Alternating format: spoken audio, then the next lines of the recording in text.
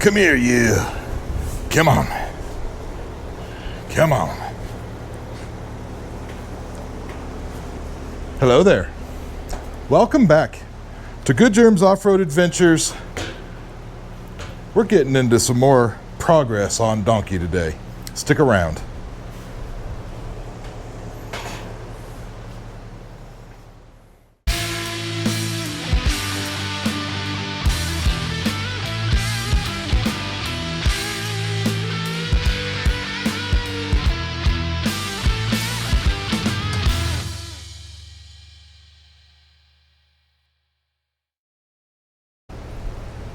Well, what I have on today's agenda for progress on the donkey trailer, I want to put the floor. I want to get the floor made, cut, and put in.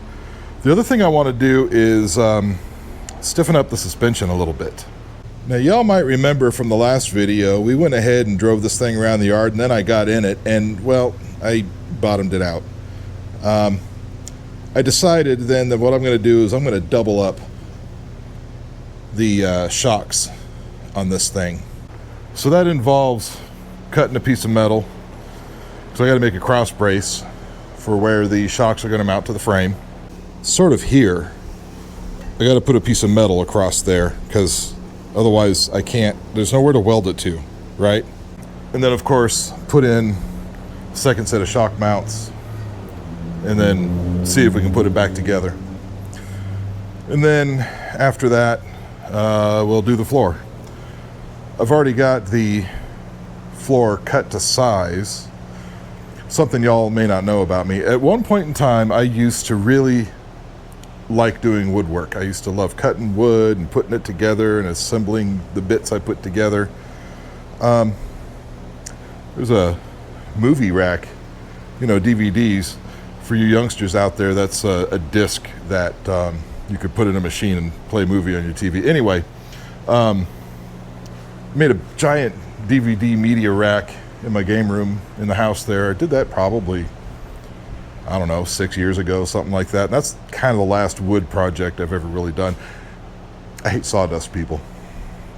So last weekend, I had a buddy over and we did some spring cleaning in the shop here. We took everything out, and I mean, well, not the workbenches. We left all that, and you can see I've still got a mess on the workbenches to fix up. But we took the quads out, the toolboxes out, that Arctic Cat thing out, almost emptied some of the shelves, emptied some of those shelves, and we swept it. We took the air compressor, all those things out. We swept it, blew it out.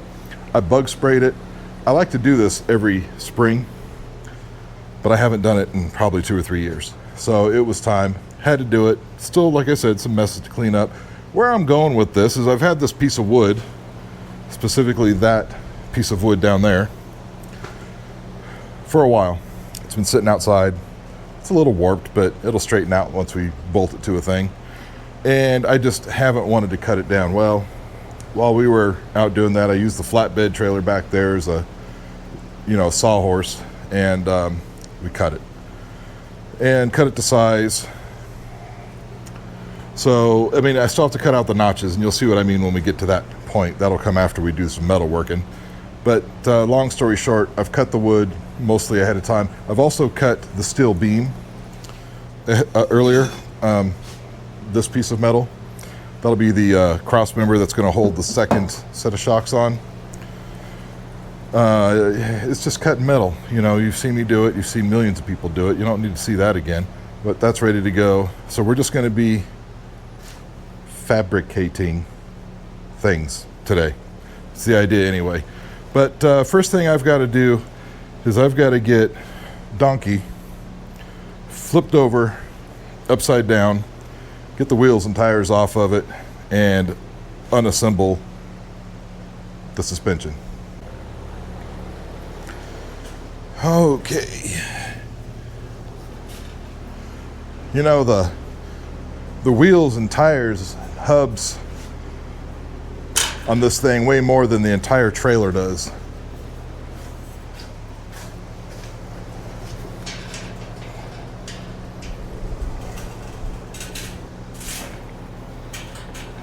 and I kind of pull it sometimes.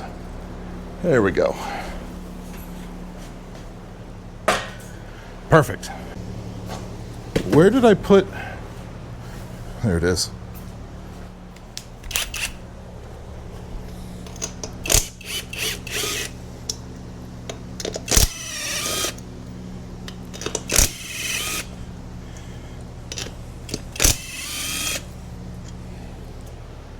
Lug nuts, lug nuts.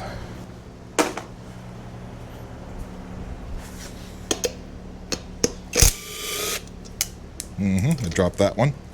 We'll get that later. I meant to put it down there.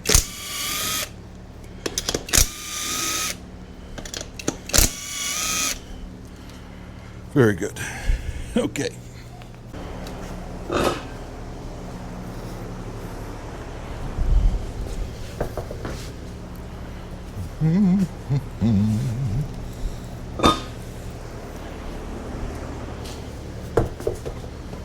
Okay, and how tight are these? Oh yeah, finger tight. That's right.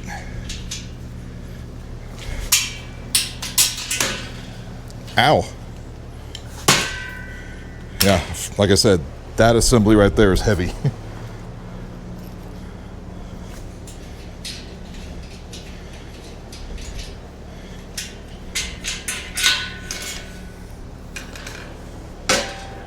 So, I've had a little bit of a concern, and I think it is a valid concern, with doubling up, putting another set of shock mounts on these trailing arms here.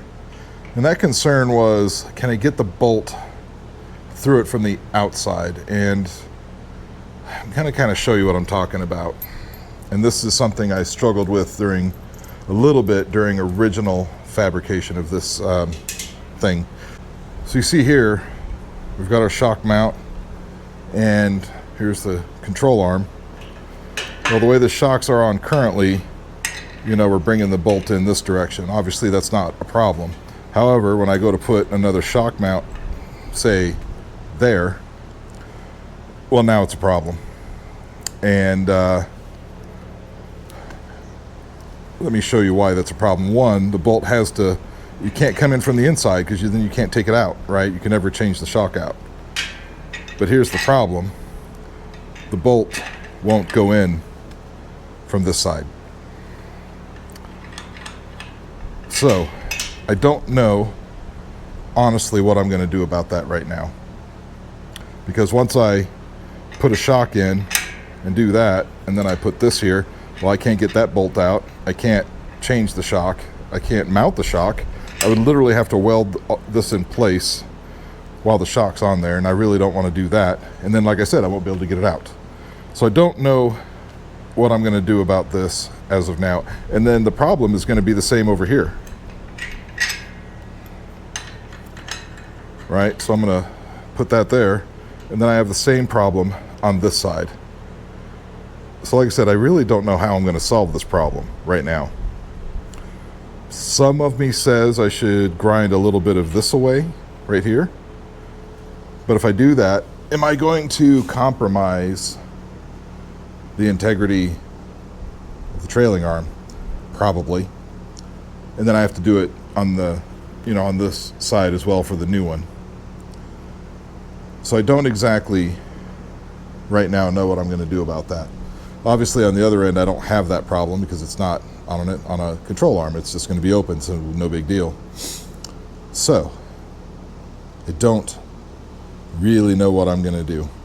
I mean, like I said, I can cut a notch out there. I don't necessarily want to, but I don't know what else to do. Okay, here's the deal. I've come up with a plan for my issue down here. Well, I've got these kind of laid out roughly where I want them. These bolts obviously are just there to hold everything in place, and they're just moving around, which is fine.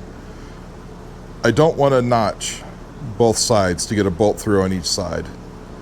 I don't think that's going to be a very wise idea. So what I've come up with is I'm going to use a longer bolt and run a single bolt across both shocks.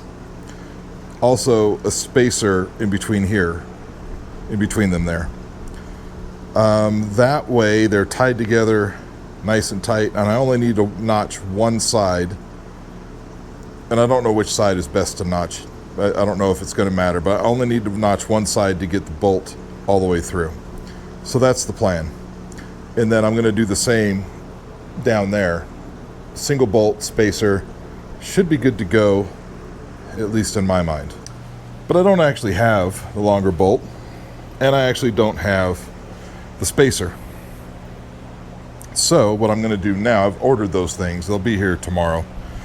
I don't think Home Depot or Lowe's is going to have what I'm really looking for, so I just ordered them on the Amazon website, you know, as you do. So what I'm going to do now is I'm just going to strip these parts off, flip the trailer back over onto its bottom side, and we'll get to working on the floor, I think. All right. Take that out.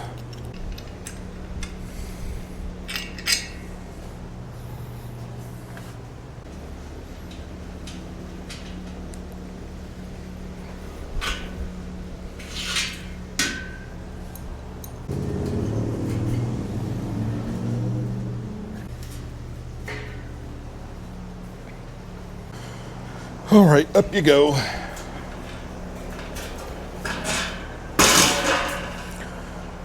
Now that it's standing upright, let's see if the floor even fits.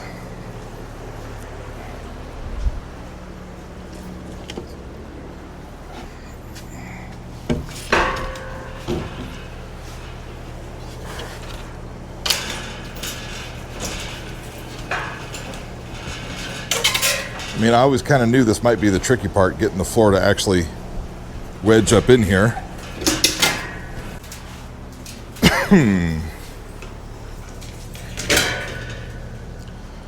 Okay. Now, is there a world in which this floor will just go in? Probably not.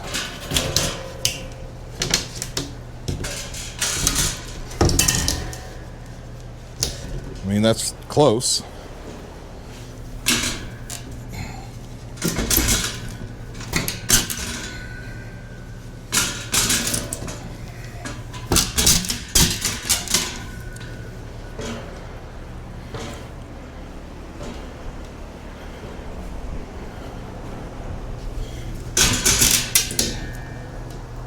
Yeah. This is exactly the issue I was afraid of. Well, how? There's got to be another way. All right. Let's see what we've got here. In theory now, oh yeah, that works.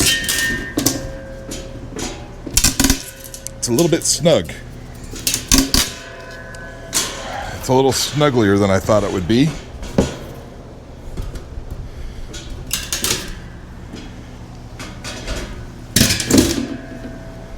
Okay.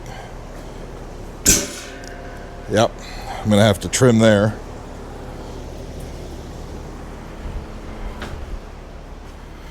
Let's see if this side will drop in.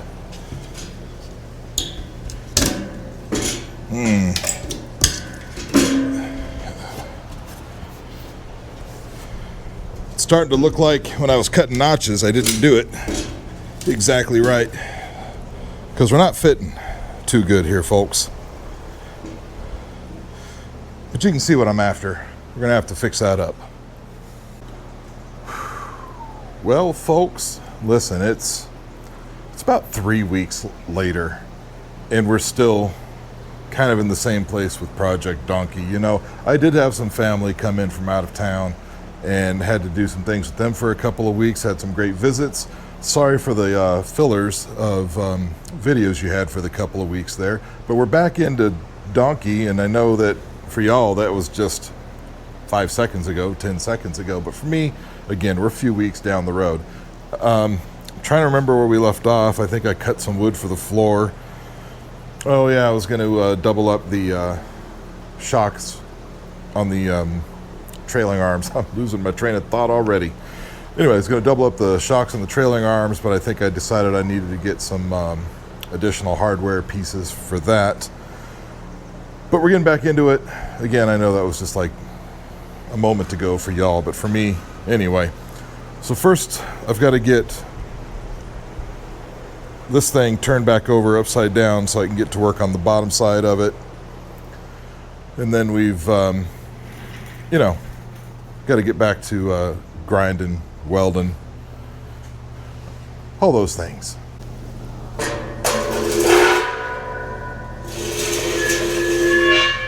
Well, that would be a lot easier if I had the wheels on it and a Kunda lift you up and turn you over sometimes. Yes. Magical. Perfect. Needed to turn this thing over.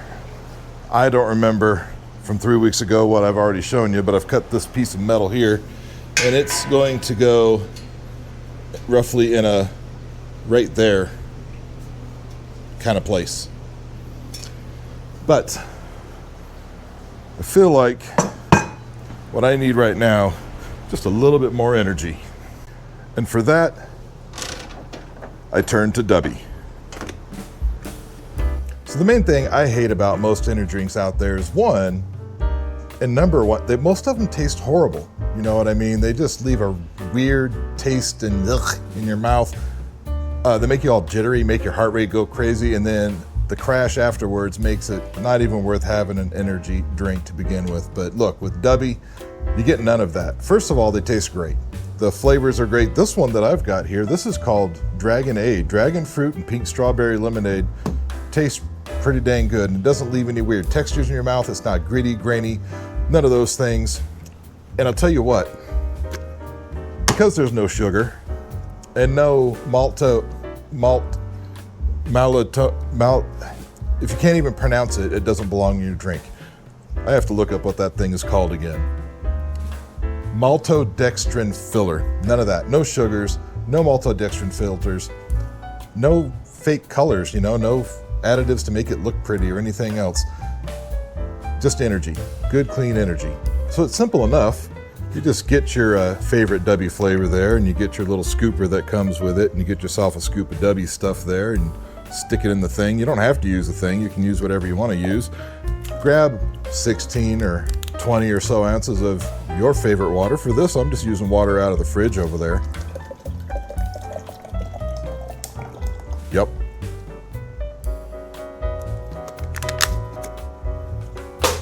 And then, put your lid back on or do whatever you're gonna do. Just give it a few shakes. That's it. Apparently I didn't put the lid on very good because now it's just going everywhere. Gotta snap it, folks. Anyway, shake it. And then, enjoy it. That's a good flavor. Dubby energy drinks contain coffee fruit extract. That's all natural extract from ripe coffee, fruit, cherries that can support foods and alertness. Of course, you've got caffeine, you've got L-tyrosine, L-taurine, L-glutamine, L-citrulline, citrulline, whatever you want to call it there. Vitamins B3 and B6, vitamin C, and of course, vitamin B12. I didn't even know coffee had fruit or extract. Anyway, since Dubby doesn't give you the shakes and the jitters, and they don't give you the crash afterwards either, you can stay up late, whether that's working on your project in the shop or editing videos, or maybe even just staying up late gaming with the guys. It'll let you keep on going as long as you want to. And just from my own experience, I can tell you that when it came time for me to actually finally go to bed, I was able to actually go to bed. It wasn't one of those where I'm staying up all night because I had myself an energy drink, if you know what I'm saying. Now, for those of y'all that are viewers of the Good Germs Off-Road Adventures, like you are because, well, you're watching Good Germs Off-Road Adventures, get yourself 10% off your order at Dubby by using promo code GoodGerm at checkout. That's promo code GOODJERM at checkout. Get yourself 10% off. But now it's time to get back to Project Donkey.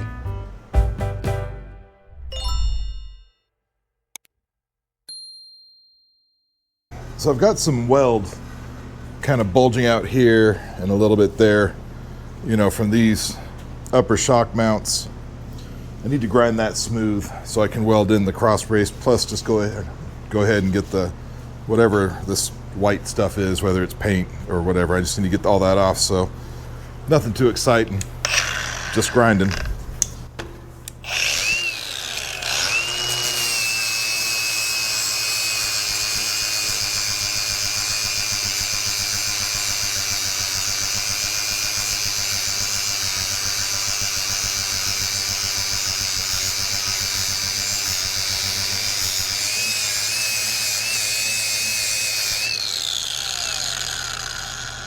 Not gonna lie, it's a little hot, but pretty good. Get the same on this side. Yeah, that'll do. And then of course, you know, while we're at it, we need to bevel the edges of this thing.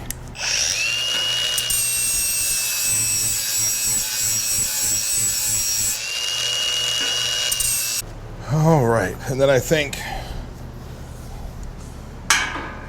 yeah, see, that'll fit pretty good right there. Is this big enough to sort of hold it in place? These magnets? Probably not. No, definitely not.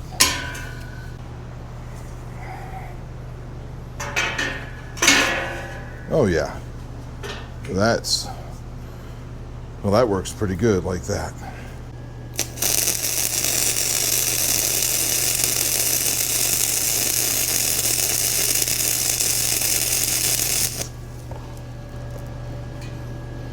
Oh yeah.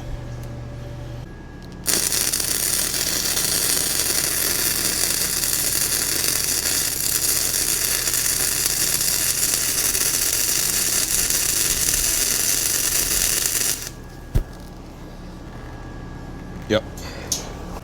Well, folks, here's where I'm at. I've been working on this trailing arm now for about 3 hours.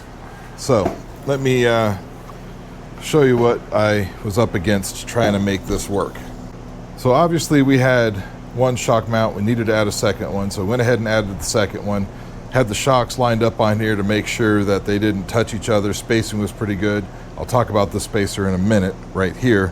The issue we had is now that they're so close, you really can't do the bolts that came with it. And if you run this bolt through, the bolt head's going to hit the side of the arm there.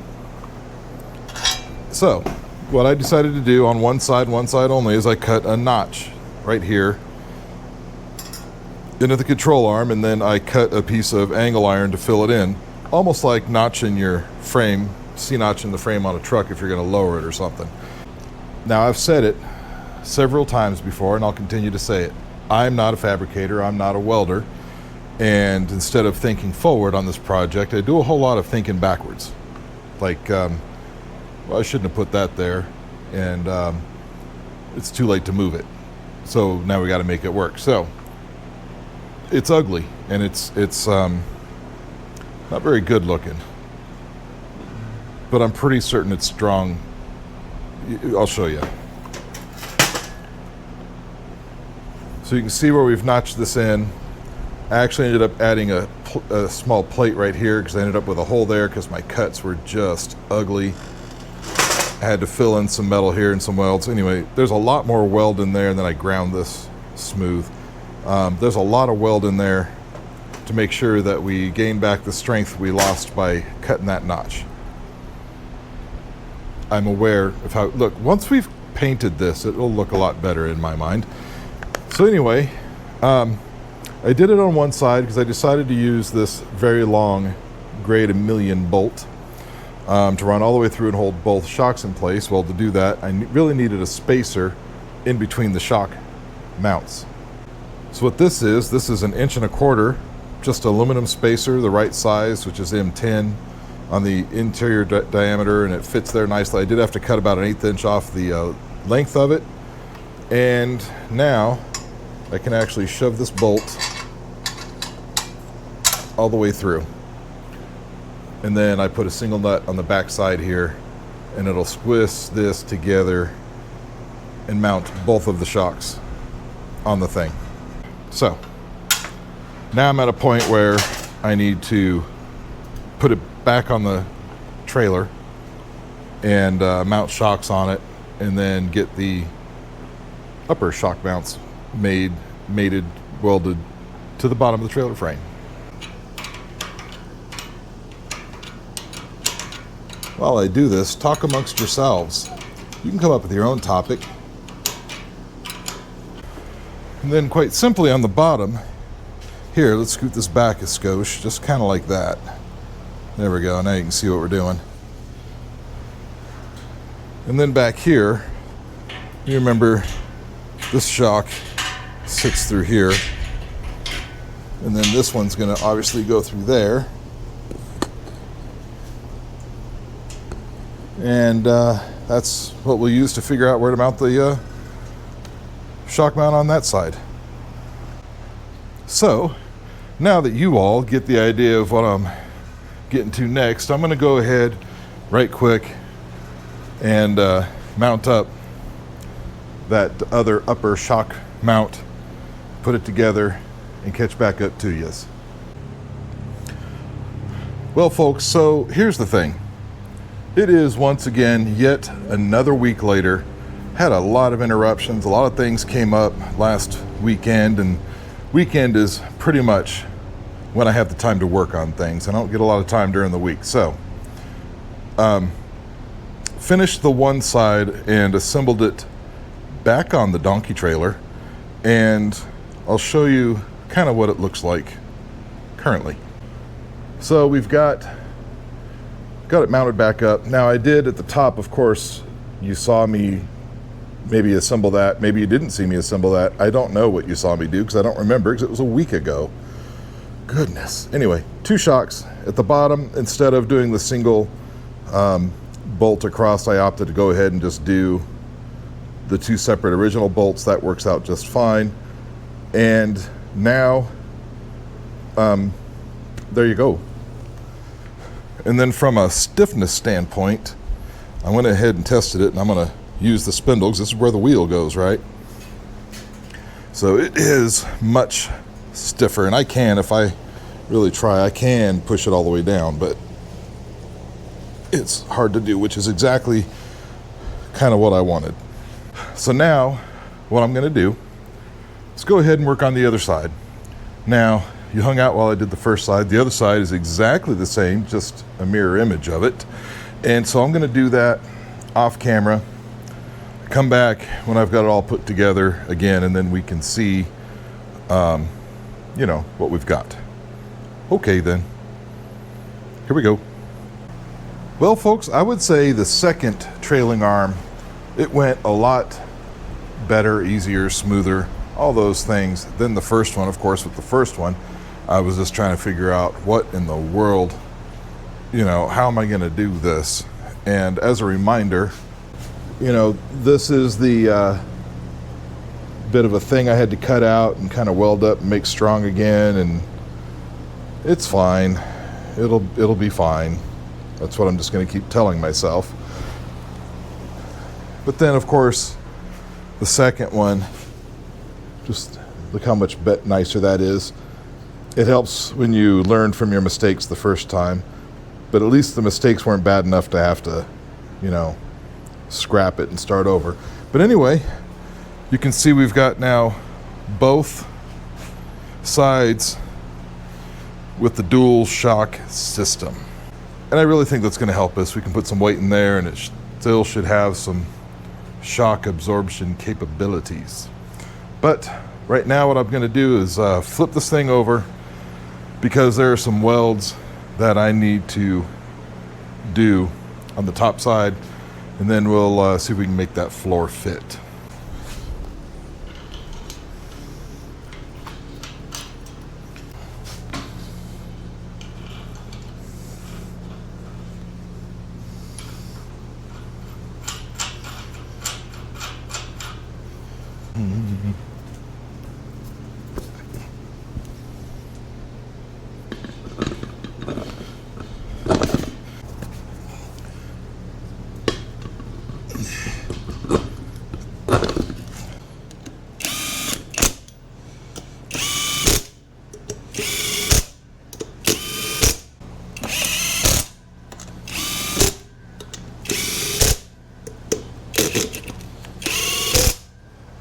And it kind of lift.